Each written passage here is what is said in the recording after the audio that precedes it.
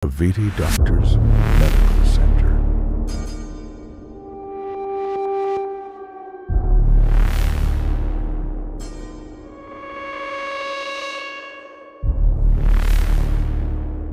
So guys, akit na kami dito sa pinaka-second floor ng hospital.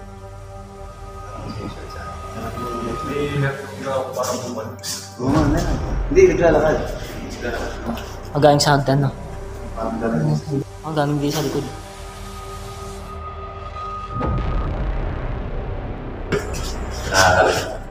Ano yun? Pintuan.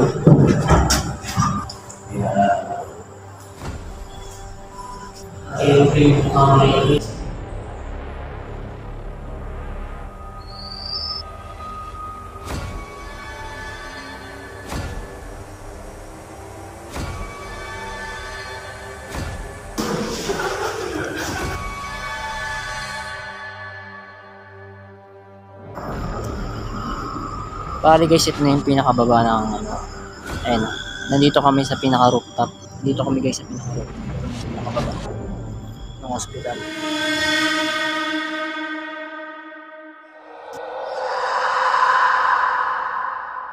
Ano ito?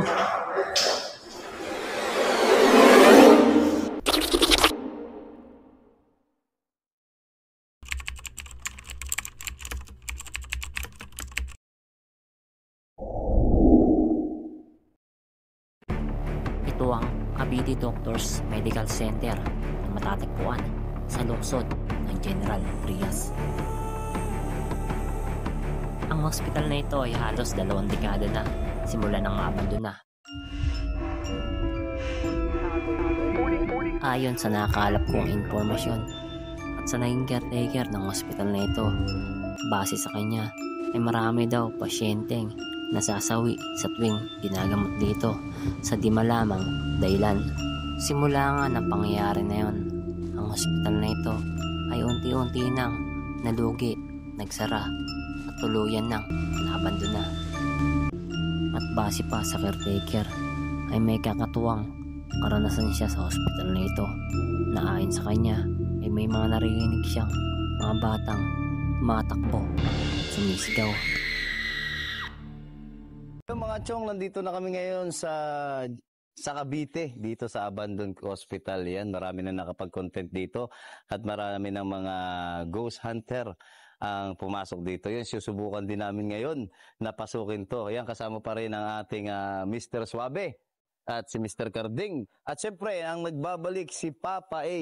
Yan, susubukan natin ulit ang kanyang katatagan. At syempre, Christopher Diwata. At meron tayo, siyempre kasama rin, nakaparehas din namin na mahilig sa mga ghost hunting. Kasama na natin si Sir Reynald TV. Yan, pakisupport po siya at pakipollow at pakisubscribe po sa kanyang YouTube channel. Ayan, at tara na, papasukin na po natin ang Abandoned Hospital. Let's go! Dito ay inimpisahan na namin pasukin ang hospital. Ang una nga namin chinek dito ay ang bawat area ng ground floor.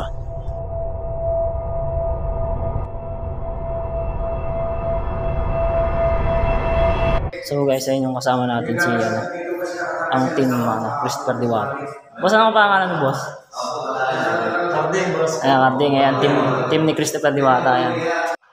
Dito sa ground floor ay makikita ang ibang area kagaya na lamang ng x-ray room at ultrasound. Ang iba nga rito hindi na namin napasok dahil mga nakalak at ginagamit ng caretaker o tinutulugan ang baba nito.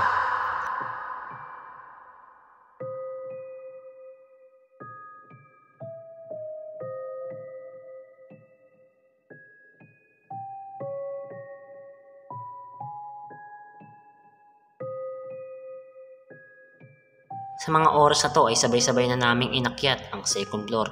At dito ay may paalala ang caretaker sa amin dahil ang ibang part ng building o hospital ay may mga tipak na ng bato o mga debris bumabagsak na nanggagaling sa kisame. Second floor ng hospital. Kaya makakasama natin ang nagbabalik si Papa A at siyempre kasama pa rin po natin si Mr. Suabe. Ayan. Si Blue Jacket at si Carding. Ayan, si Carding. At siyempre, nag-iisa. At siyempre, kasama pa natin si Reynald Sir TV Vlogs. Pakita kayo sa Reynald. Yan. From Cabaor, Cavite. Shoutout sa lahat ng viewers natin dyan. Ayun. Ito, wala na. And guys. So, bago diskarte natin, simulan natin doon pa gano'n. Asan ba yung dalan? Kasi pa ko.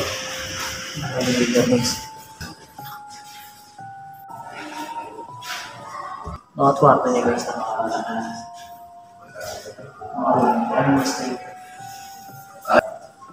Dito sa second floor, kung mapapansin nyo, ibang kwarto ay may mga nakalak na at nakasaradong pinto. Hindi natin alam kung ano ba ang meron sa loob nito.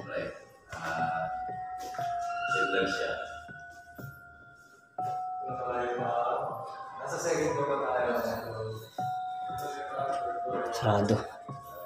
Ano kaya nasa loob nito? May nasa loob nito guys. Yung mga CR guys.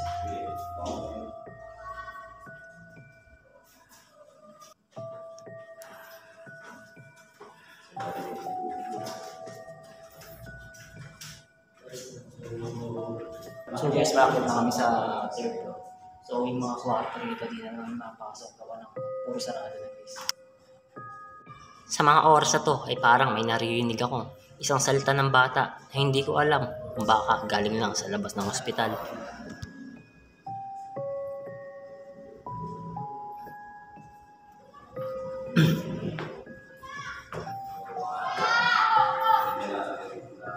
At dito ay nakonfirm ako na ang naririnig kong salita ng bata kanina ay galing lang pala sa labas ng ospital.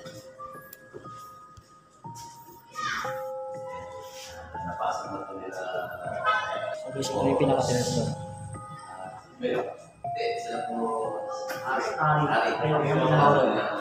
So shoutout kay Manila ako. Thanks. Punta ka na rin ako guys. Okay, it's good.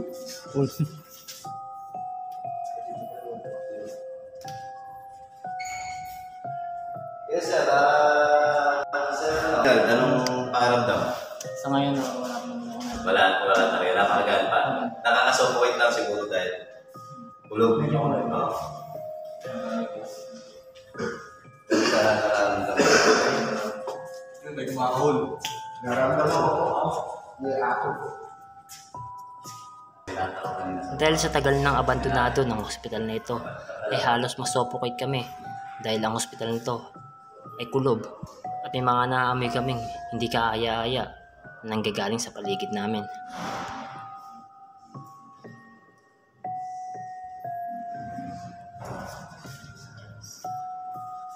Habang naglilibot kami dito sa third floor, ay dumistansya ako ng konti sa aking mga kasamahan kung may mararamdaman ba akong kilabot sa ospital na ito.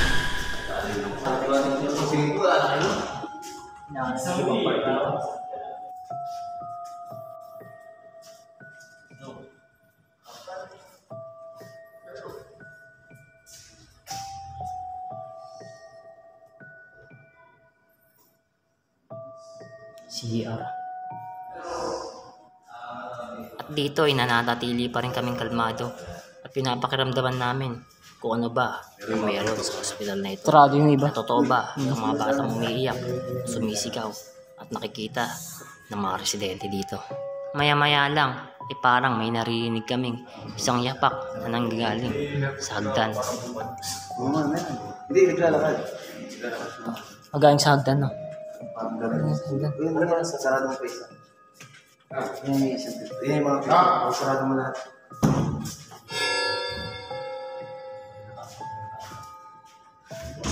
Isa pati isa.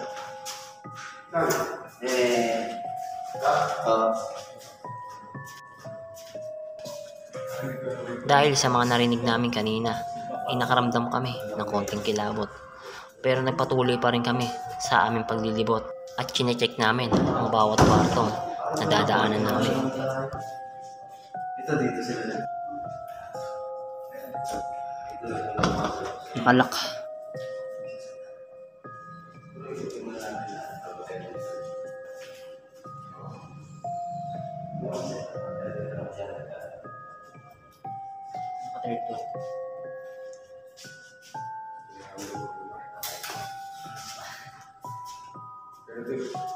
Lampulog. Maya-maya lang ay may naririnig si Christopher Diwata na kung anumang bagay ang nalalaglag sa paligid ng building na ito. Ito, mayroong bumagsak na ano. Ay, nahulog eh. Oo, oo. Ang galing din sa likod.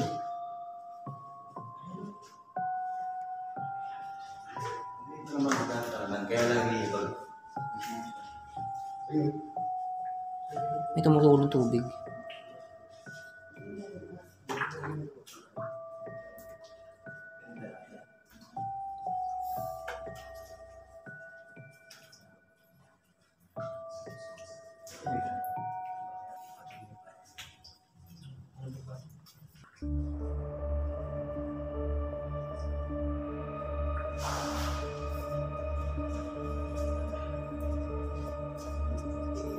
Sa part naman na ito ay huminto kami saglit at pinapakiramdaman namin ang mga ingay na nagmumula sa paligid ng hospital na ito.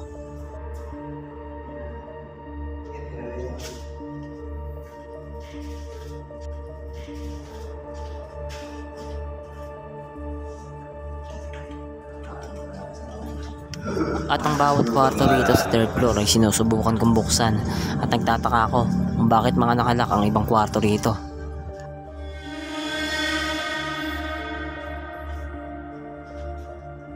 Sulit naman ang pagkakas siguro. Mhm. Diba?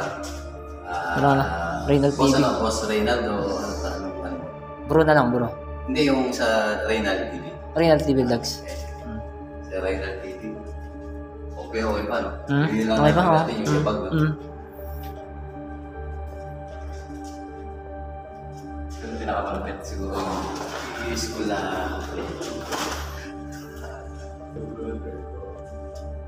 Okay pa, sige, medyo maga. pero kung ano yan sa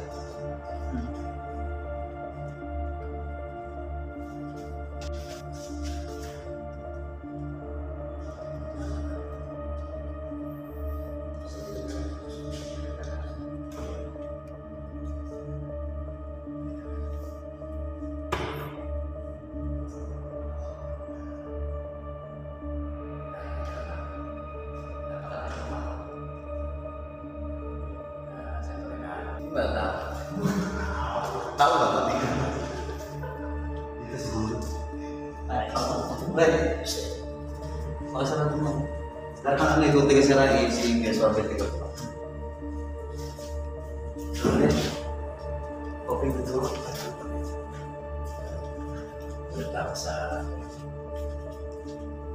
Habang patuloy kami sa aming pag-iikot, ay nakaramdam kami ng manipis na hangin na para bang hindi kami makahinga sa loob nito.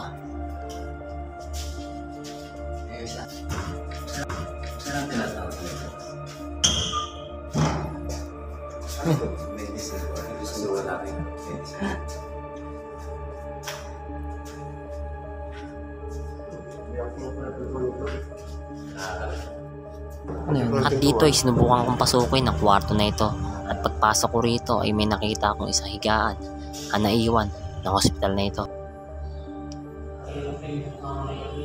Maya-maya ay parang may narinig akong isang sigaw ng bata na hindi ko alam kung galing lang ba sa labas o ingay ng mga sasakyan.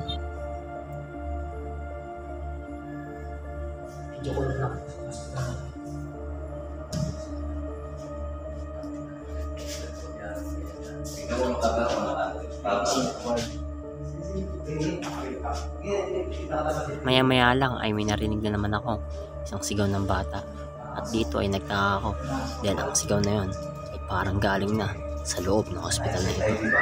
Na-excite tayo.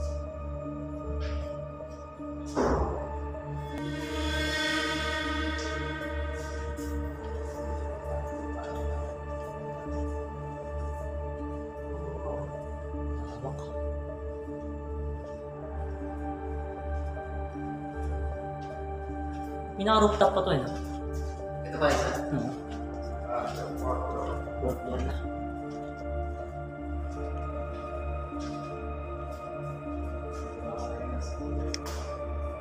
Ano nga sabi mo kasama ka dito sa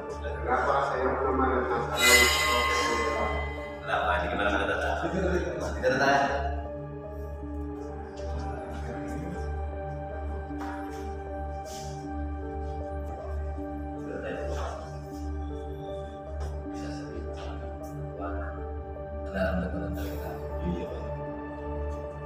Pero sa nakikita ko,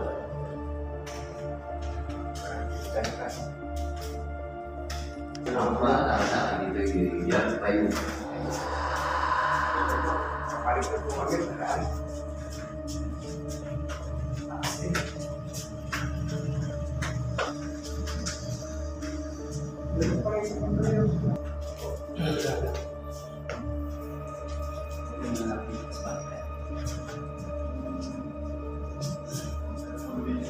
At pag-akit nga namin dito sa 4th floor ay napansin ko ay bagsak na ang ibang part ng kisame. Pinapamugaran na rin ng mga ibon ang mga butas sa kisame.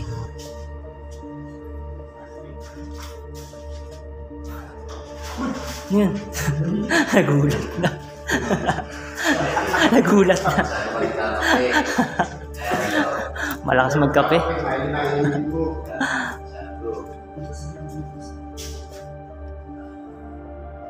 Dito guys, punta mo first elevator. Elevator.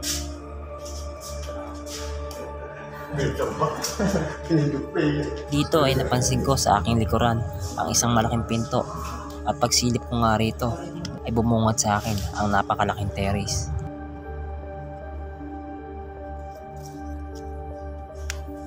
Paligid ito yung pinaka-terrace sa taas. Saka puro tubig na rin tsaka lumot guys.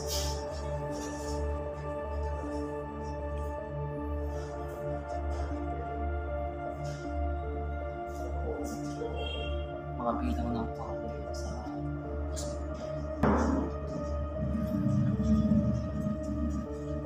dito naman sa pinaka 4th floor ay makikita ang nurses station.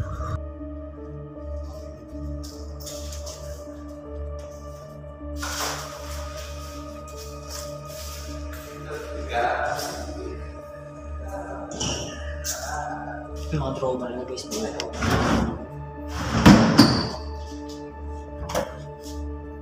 Mga bukay ibang drawer dito. Pero ibang part dito ay nakahalay mo tsaka bagsak na yung ibang piso.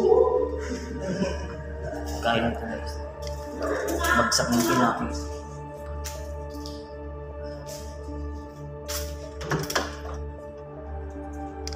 Sarado. Ibang kwarto rito sinasarado na guys. Hindi natin alam kung makikita kung meron sa loob.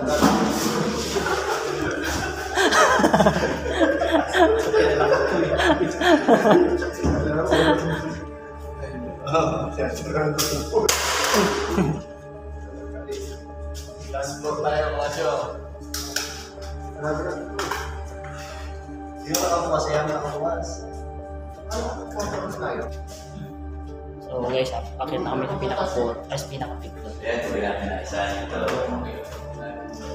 Guys, Ano na yung para to?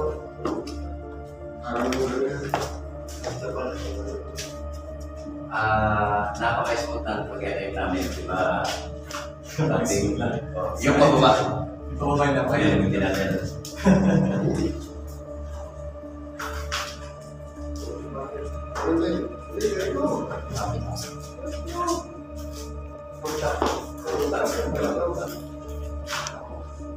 lagi na yung daan sa butas na ilong. Sa part naman na ito ay bago kami umakyat sa pinaka-rooftop ay may nakita akong isang kwarto na akin munang pinasok at chinek kung ano ba ang meron sa loob nito.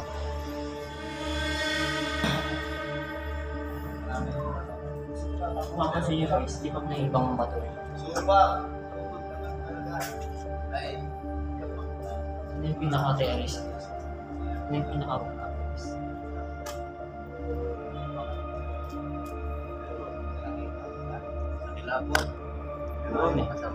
Medyo. Pero tayo, hindi pa na tayo na. Si Sir Reynald, anong naramdaman mo? Yung kanina yung pang naglalakad sa second floor. Yun, meron. Tapos yung parang naglalakad. Ay, vlog. Yun lang, tsaka yung sumusunod. Yung dito sa pinaka-rooftop ay makikita ang malaking tangke ng ospital na ito.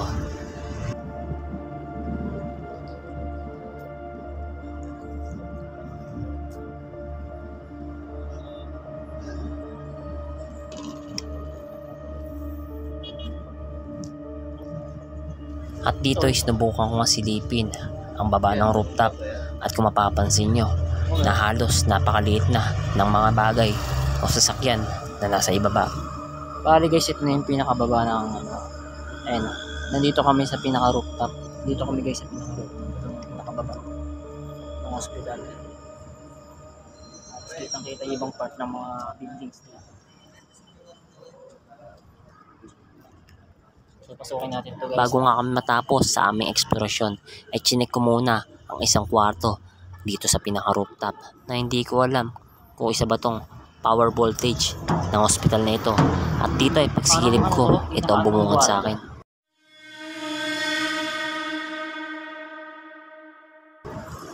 Hindi, parang power house din. Generator guys. Ang generator. Hindi ka makakala. Sa mga oras na to ay wala na kaming napansin pang kakaiba o naramdaman sa hospital na ito.